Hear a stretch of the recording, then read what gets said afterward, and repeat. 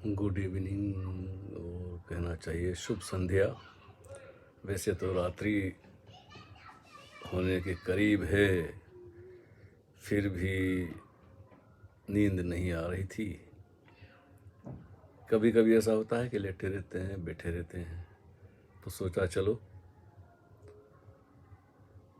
कुछ प्रश्न हैं जो बहुत समय से रखे हुए हैं, और वो कोई श्रृंखलाबद्ध भी नहीं है। कब किसी ने पूछा, मुझे वो तिथि का और वर्ष का कुछ पता नहीं है, लेकिन उस वक्त जब ये श्रृंखला चल रही थी अपदीपोभव की या संस्मरण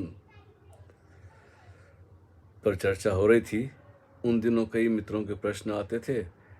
तो सभी तो मैं नहीं संभाल पाया, लेकिन कुछ प्रश्न जो मुझे उस वक्त अच्छे लगे, मैंने उनको इधर उधर रख लिया था। तो उनमें से एक प्रश्न आज ले रहे हैं, दो तीन और भी प्रश्न, शायद मूड हुआ तो बात हो जाएगी। तो ये पहला प्रश्न है कि ये प्रश्न नहीं है, उनका अपना अनुभव है, लेकिन अच्छा है कभी कभी ऐसी अनुभूतियाँ शेयर करने जैसी होती हैं, मित्रों को बताने जैसी होती है, ताकि नए साधकों को, नए मित्रों को हिम्मत हो कि भाई कुछ है जो ओशो को देखकर, ओशो की वाणी सुनकर या किसी भी ढंग से, लेकिन ये सहजतम उपाय है कि ऐसी घटनाएं अक्सर तभी घटती है जब हम सत्संग में होते हैं, या ओशो को सुनते हैं, या ओशो को पढ़ते हैं, या कोई अच्छा सा संगीत सुन रहे होते हैं। तो ऐसे क्षण आते हैं, तब ऐसी घटना सहज घट जाती है। कभी तीर्थ स्थानों पे, नदी किनारे, हजार ढंग हो सकते हैं, लेकिन होता है ये उसी के जीवन में जो कुछ अपने से अधिक की खोज में, या कहना चाहिए अपनी खोज में लगा होता है। तो प्रश्न ऐसा है कि प्रश्न नहीं है उनका ये कहना है, उनका वक्तव्य है कि आपका यह लेख भीतर तक खाली कर देता है। आपका यह लेख भीतर तक खाली कर देता है। कुछ क्षण एक शून्य सा निर्वात भीतर तक समा जाता है, जैसे समाधि समाधि सी लग जाती है। अनिल तिवारी जी ने ये बात कही है। सौभाग्यवान है अनिल तिवारी जी आप, कि आपको कौन सा लेख पढ़कर ऐसा लगा या ऐसी अनुभूति हुई, उसका तो मुझे पता नहीं है। हो सकता है 4-5 साल पहले आपने ऐसा लिखा हो, या 2 साल पहले लिखा हो, मुझे ठीक से याद नहीं है। लेकिन अगर मेरा लेख भीतर तक आपको खाली कर देता है तो बहुत बड़ी बात है। ऐसा तो सभी के लिए तो ऐसा होता नहीं है। लोग पढ़ के पसंद करते हैं, लाइक कर देते हैं, कोई बिना लाइक किए ही कोई कमेंट कर देते हैं, लेकिन ये भीतर तक खाली कर देता है, यह बात बहुत कम घट सकती है। घटना तो सभी को चाहिए। ओशो जब कहते हैं या प्रवचन देते हैं बुद्ध हाल में, चांगतजू ऑडिटोरियम में, तो वो देते, पर बोलते बोलते इधर उधर बिल्कुल एक एक की आंखों में कभी कभी देखते भी रहते हैं, कभी शून्य में देखते हैं। तो उनकी मुद्राएं और उनका देखना और बोलना एक ऐसा चुंबकीय आकर्षण होता है कि आप वर्तमान में आ जाते हैं। सब उनको देखते रह जाते हैं। धीरे धीरे तो हम, वो देखने वाला ही खो जाता है, सिर्फ देखना ही रह जाता है। ऐसा नहीं लगता कि मैं देख रहा हूँ। बस कुछ बात ही ऐसी होती है कि एक तो उनकी मौजूदगी, और ऊपर से उनकी लयबद्ध बोलना। तो ऐसे क्षण कभी कभी प्रवचन में भी हमें मिलते थे। तो फिर जब प्रवचन पूरा हो जाता था, तब हमें पता चलता था कि हम कुछ सुन रहे थे। कभी कभी तो बहुत सारी बातें याद रहती थी, लेकिन जब ऐसी घटना घटती थी शून्य वाली, जैसा आपने कहा है, कुछ क्षण एक शून्य सा निर्वात भीतर तक समा जाता है, जैसे समाधि सी लग जाती है। तो ये तो बड़ी आपने बड़ी इसके लिए प्रयास भी किए होंगे, या कभी कभी ये प्रसाद से भी घट जाता है। पूरी लगन से, समग्रता से जब भी हम कोई कार्य करते हैं,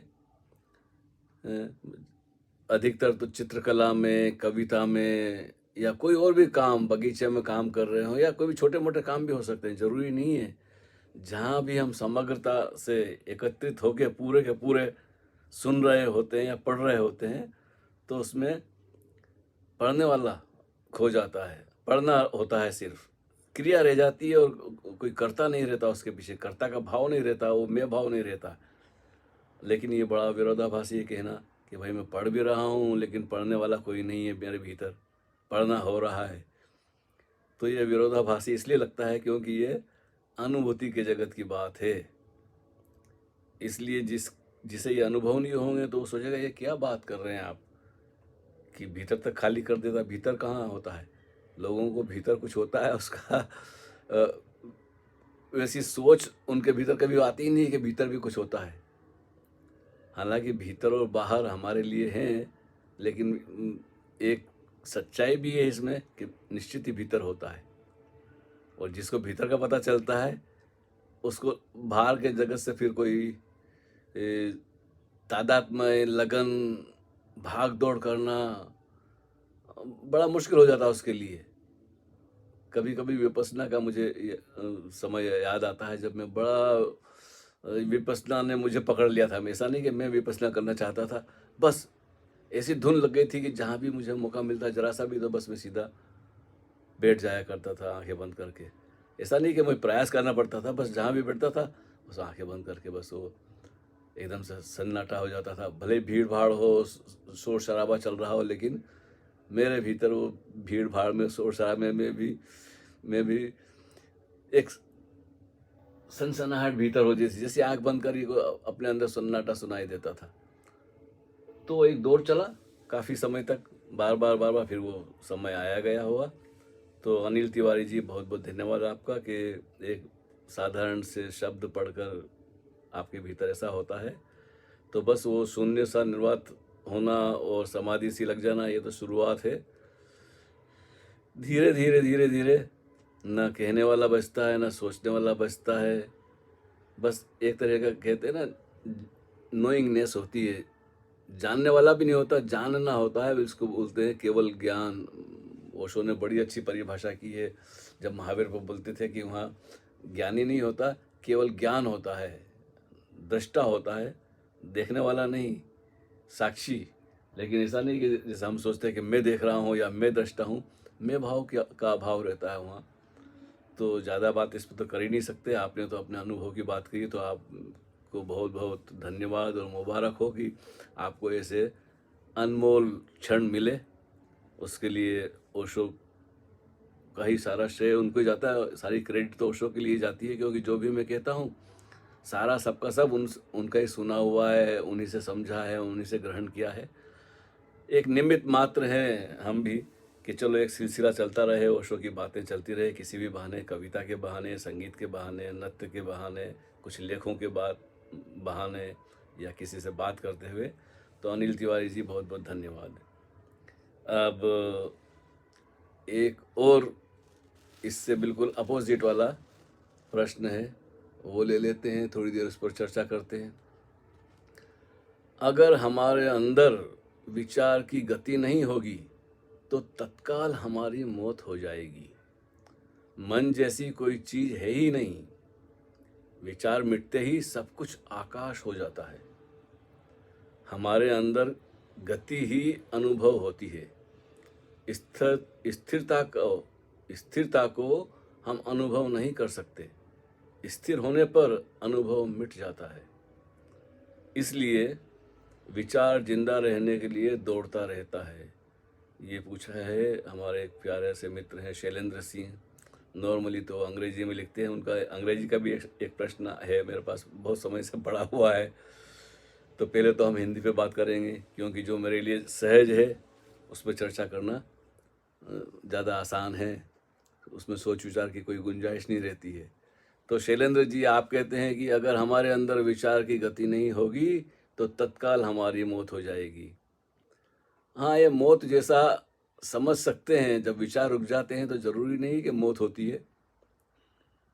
गहरी नींद में भी, सुषुप्ति में जो कहना चाहिए ना, जब हम एकदम सुषुप्ति में होते हैं, गहरी निद्रा में होते हैं रात को, जहाँ स्वप्न भी नहीं होते हैं, वो भी एक तरह की मृत्यु ही है। ना हम होते हैं, ना नींद होती है, हमें पता ही नहीं होता कि हम हैं। तो एक तरह की वो मृत्यु होती है, लेकिन वो अचेतन होती है, अनकॉन्शस, हमें अपना बोध नहीं होता है। तो रोज इस ढंग से तो देखा जाए तो हम रोज 2-3 घंटे रात को गहरी नींद में बिल्कुल मर गए होते हैं, हमें अपना पता नहीं होता। खैर, आगे आपने कहा है कि मन जैसी कोई चीज़ है ही नहीं। बिल्कुल सही आपने कहा कि मन जैसी कोई चीज़ है ही नहीं। जैसे नाम या शहर या गांव का नाम है, अहमदाबाद है या मुंबई है, दिल्ली है, ये हमारे दिए हुए हैं, वो इसकी उपयोगिता है। सड़क का नाम रख दिया, महात्मा गांधी रोड रख दिया और औरंगजेब रोड रख दिया। नाम कैसे कैसे पागलों के नाम हमने हमने रखे हैं सारे भारत में। अब समय आ गया है कि उनसे छुटकारा हो, दुष्टों से। तो ऐसा है कि विचार उपयोगी है, नाम भी जरूरी है, और मन विचारों का सिलसिला है सतत। जैसे हाँ, एक के बाद एक विचार, अनर्गल विचार हो या संगतिबद्ध हो, उसमें संगत हो तो विचारों में तालमेल हो या ना हो। तो जब मैं आपसे बात कर रहा हूँ तो ये सिर्फ विचारों का ही खेल है। मैं जान भी रहा हूँ कि आपसे बात हो रही है, और जो जानने वाला है वो तो बिल्कुल मौन है, लेकिन बात करने वाला कौन है? मन है, विचार है। तो जब मैं बोल रहा हूँ तो मन है, अगर मैं नहीं बोल रहा हूँ तो वो अंदर जो बातचीत चल रही है वो भी मन है। लेकिन जो जान रहा है बोलते वक्त और नहीं बोलते वक्त, वो मन नहीं है, जानने वाला मन नहीं है, वो कुछ और है। उसको कह सकते हैं आत्मा भी, कहना मेरे लिए तो ठीक नहीं है, क्योंकि उससे लगता है कि हम एक दूसरे से अलग हैं। वो विश्वात्मा है, मतलब पूरी जीवन है, कॉन्शसनेस है। खैर, आपको जैसा ठीक लगा, आपने बिल्कुल सही कहा कि विचार मिटते ही सब कुछ आकाश हो जाता है। बिल्कुल जी, अंतहीन आकाश हो जाता है, जगमग जगमग होता है, लेकिन वहाँ हम नहीं होते हैं हमारे अंदर गति ही अनुभव होती है। अब ये ज़रा कॉम्प्लेक्स वाली बात है, क्योंकि आपने एक जगह कहा कि हमारे अंदर गति ही अनुभव होती है, स्थिरता को हम अनुभव नहीं कर सकते। अब स्थिरता में ही तो गति होती है। जब हम ट्रेन में बैठे हैं और जब ट्रेन चलती है तो हमें लगता है कि जो किनारे पे पेड़ हैं, जंगल हैं, वो एकदम से दौड़ भागे जा रहे हैं पीछे की तरफ। तो वो कहाँ भागते, वो तो स्थिर हैं। हमारी ट्रेन आगे जा रही है, क्योंकि वो स्थिर हैं, लेकिन हमें लगता है कि वो चल रहे हैं। चल हम रहे होते हैं। तो जब विचार चल रहे होते हैं तो जो जानने वाला है वो तो स्थिर है, वो तो हमेशा से स्थिर है। जब हम छोटे बच्चे होते हैं और भाषा हमने नहीं सीखी होती है, ना मामा बोलने आता, ना पापा बोलना आता, जब हमने कुछ 2-4 महीने 6 महीने सिर्फ आँख से ऐसा ऐसा उधर घूर घूर के हर चीज़ को देखते रहते हैं और अपना ही अंगूठा चूसने लग जाते हैं, तब हमें यही पता नहीं होता कि ये हमारा अंगूठा है हाथ का। क्योंकि अपना ही बोध नहीं है, वहाँ मैं भाव ही नहीं है। तो ऐसा लगता है जैसे कोई दूध माँ का स्तन है। तो उस अवस्था को क्या किया जाएगा, क्या कहा जाए? वहाँ कुछ है ही नहीं, वहाँ सिर्फ क्रिया है, कर्ता नहीं है, मैं नहीं है, ना अंगूठा है, ना वहाँ बस एक यांत्रिक प्रक्रिया है। जब मन आता है तब भान होता है कि ये मेरा हाथ है, मेरा अंगूठा, मुझे तो दूध चाहिए खाली अंगूठा चूसने से पेट नहीं भरेगा। तो ये विरोधाभासी बातें हैं, ये उन्हीं के जीवन में घटती हैं जो ध्यान में या स्वयं को जानने में उत्सुक है। तो गलतफहमी हो सकती है थोड़ी बहुत, और इसलिए विचार जिंदा रहने के लिए दौड़ता रहता है। बिल्कुल सही बात है। अगर विचार की गति ना होगी तो विचार मर जाएगा। और सारा रहस्य यही है, ओशो यही सिखाते रहे, या कृष्णमूर्ति हों या ऐसे भी जो भी सद्गुरु हैं, वो यही कहते हैं कि अपने विचारों को देखो, और समग्रता से देखते ही विचार उसी वक्त बंद हो जाते हैं, गायब हो जाते हैं। यह भी नहीं कहना चाहिए बंद हो जाते हैं, होते ही नहीं हैं। तो बड़ा अच्छा लिखा आपने। आपको कुछ ऐसी बातें घटी है, लेकिन कभी कभी कन्फ्यूजन हो जाता है कि हम सोचते हैं कि स्थिर होने पर अनुभव मिट जाता है। बिल्कुल, अनुभव करने वाला मिट जाता है। अनुभव तो होता है, लेकिन अनुभोक्ता नहीं होता है। शुद्ध जागृत अवस्था होती है, और आनंद उसका स्वभाव है। आनंद बिल्कुल एक आनंदित होना होता है। ऐसा नहीं कि मैं आनंदित हूँ। आनंद की एक पुलक है, बस मस्ती है। उसमें बुद्ध की तरह कोई स्थिर भी बैठा रह सकता है। तो शरीर स्थिर होता है, और शरीर के स्थिर होते ही बस अभी आगे कहना भी ज़रा मुश्किल होता है। लेकिन जो विरोधाभास है वो इसलिए कि हमारी भाषा ही अभी ऐसी विकसित नहीं हुई है कि वो प्रत्येक अनुभूति को व्यक्त कर सके। हम तो काम चलाऊ बातें करते हैं, लेकिन ओशो जैसे कुशल बुद्ध पुरुष हैं जिन्होंने असंभव को भी जो शब्दों में नहीं कहा जा सकता उससे कहने की, उस तरफ इशारे करने की भरपूर कोशिश की है।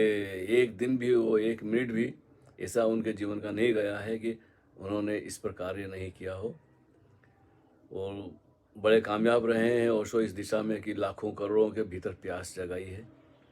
आप भी उसी में से हैं। आपने कहा था एक बार कि मैं ओशो का सन्यासी रह चुका हूँ। खैर, सन्यास तो एक संकल्प है कि भाई मैं अपनी खोज में लगा, मैंने शुरुआत की। ये तो बाहर के प्रतीक हैं, भगवा पहनना, माला पहनना, तिलक लगाना या करना, ये धीरे धीरे इन जब अंदर होश आने लगता है तो ये प्रतीक आवश्यक नहीं रह जाते। मैच्योरिटी आ जाती है जब आप चलना सीख गए तो फिर कहाँ, जब तैरना सीख गए तो फिर क्या फ़र्क पड़ता है। तो बहुत बहुत धन्यवाद आपका कि आपने ये अच्छा विश्लेषण किया है मन का और विचार का और स्थिरता का, अनुभव का। यही ऐसी बातें हैं जिनमें व्यक्ति उलझा रहता है और लगा रहता है, और उसी लगन में ही, लगे रहने में ही ऐसी घटनाएं घटती है जिसको कहने जाते हैं तो गड़बड़ हो जाती है। नहीं कहो तो लगता है कि बिल्कुल ठीक है। और जैसे ही हमने कहा फिर लगता है कि मैंने ये क्या, ये तो मुझे नहीं कहना था, ऐसा तो लिखा नहीं जा सकता है। फिर भी आपने सिंसियरली अपनी बात कही, इसके लिए बहुत बहुत धन्यवाद। और भी कुछ मित्रों के प्रश्न तो नहीं है। वो उन्होंने कहा है कि स्वामी जी आपसे चर्चा करनी है और आपसे अपने कुछ शेयर करना चाहते हैं। तो ऐसी बात है कि सभी मित्रों से निवेदन है कि मैसेंजर पे या कहीं और भी फ़ोन पे इधर उधर प्रत्येक मित्र से व्यक्तिगत रूप से बात करना तो संभव नहीं है, क्योंकि आप ही देख लीजिए कितने सारे मित्र हैं मैसेंजर पे कुछ ना कुछ भेजते रहते हैं, आता रहता है। मैं कभी कभी प्रेम प्रणाम करके उनको जवाब दे देता हूँ, लेकिन उससे ज़्यादा 1 to 1 में बात करना ना तो मेरे पास समय है ना रुचि है। कभी कभी शुरू के दिनों में मैंने वहीं से यात्रा मेरी शुरू हुई थी फेसबुक की, कि बहुत सारे मित्र पूछते थे, तो फिर वही बातें आपसे की, फिर दूसरे से भी वही बातें और रिपीट करना होता है, दोहरा। और वो सब मैं लिख चुका हूँ अपने संस्मरणों में। और प्रश्नोत्तर की जो श्रृंखला है काफ़ी, 550 से ज़्यादा, तो कम से कम समझ लीजिए 700 800 1000 प्रश्न तो हो ही गए हैं। तो अभी नए मित्र आते हैं तो उनको लगता है कि वही पूछ रहे हैं। नहीं, आपके पहले और भी वैसे ही लोग प्रश्न पूछ चुके हैं, और फिर एक अकेले में बात करने में क्या है कि बात हवा में उड़ जाती है। आपसे मैंने बात की, वो फिर खो जाती है। लेकिन अब सभी को ध्यान में रख के जो बात होती है यहाँ पर, वो आपके भी काम आएगी, दूसरे मित्रों के भी काम आ जाएगी। तो ऐसा है कि अब हमारे पास उपाय है कि एक साथ हम कई मित्रों से बात कर सकते हैं। इसलिए व्यक्तिगत रूप से तो मुश्किल है, क्योंकि इतना समय भी मेरे पास नहीं है, और फिर बात करते करते लोग इंक्वायरी करने लग जाते हैं, आप अभी कहाँ हैं, अभी क्या करते हैं, वहाँ कैसे पहुँच गए, ये। तो फिर वो एकदम से इंक्वायरी मेरे बारे में जानने लगते हैं, मैं मैं क्या करता हूँ, कहाँ रहता हूँ, क्या नहीं, ये वो, शादी की नहीं की। तो ये सब नए मित्रों को पता नहीं है कि मुझे इन सब बातों में रुचि नहीं है। हाँ, जैसे अभी अनिल तिवारी जी ने अपने अनुभव किए, शैलेंद्र जी ने, तो ये बड़े पुराने समय से लोगों से संपर्क में है, ओशो को काफ़ी पढ़ा है। तो कुछ ध्यान साधना से संबंधित बातें हों, प्रेम से संबंधित बातें हो, कोई ऐसी समस्या हो, तो चर्चा करें। अब ऐसे अकेले में बैठे-बैठे गपशप करने में, व्यर्थ की बातों में मुझे ज़रा भी रुचि नहीं है। इसलिए अब तो मैंने लिखना भी बंद कर दिया, क्योंकि कई मित्रों ने कहा कि 4-5 पेज पढ़ने का समय हमारे पास अब नहीं है, अच्छा है कि आप बोल दिया करें। तो भई नई तरकीब हाथ लग गई है, तो अब इस पे चर्चा होती रहेगी। तो मेरी बात का बुरा ना मानें, क्योंकि अकेले-अकेले में अलग-अलग सबसे वन टू वन बात नहीं हो सकती है। ना मेरे पास समय है इतना, और ना मेरे में जो रुचि है ऐसी। अकेला रहता हूँ तो अपनी मस्ती में रहता हूँ, कभी मौका मिल गया, ऐसा जैसे मूड हुआ, अभी रात को 10:30 बज रहे हैं शायद, नींद नहीं आ रही थी, तो मैंने सोचा चलो कई प्रश्न पड़े हुए हैं, उसमें से 1-2 प्रश्न पर चर्चा हो जाए। तो एक बहाना मिल गया आप सबसे बात करने का। बहुत-बहुत धन्यवाद, शुक्रिया। हरि ओम।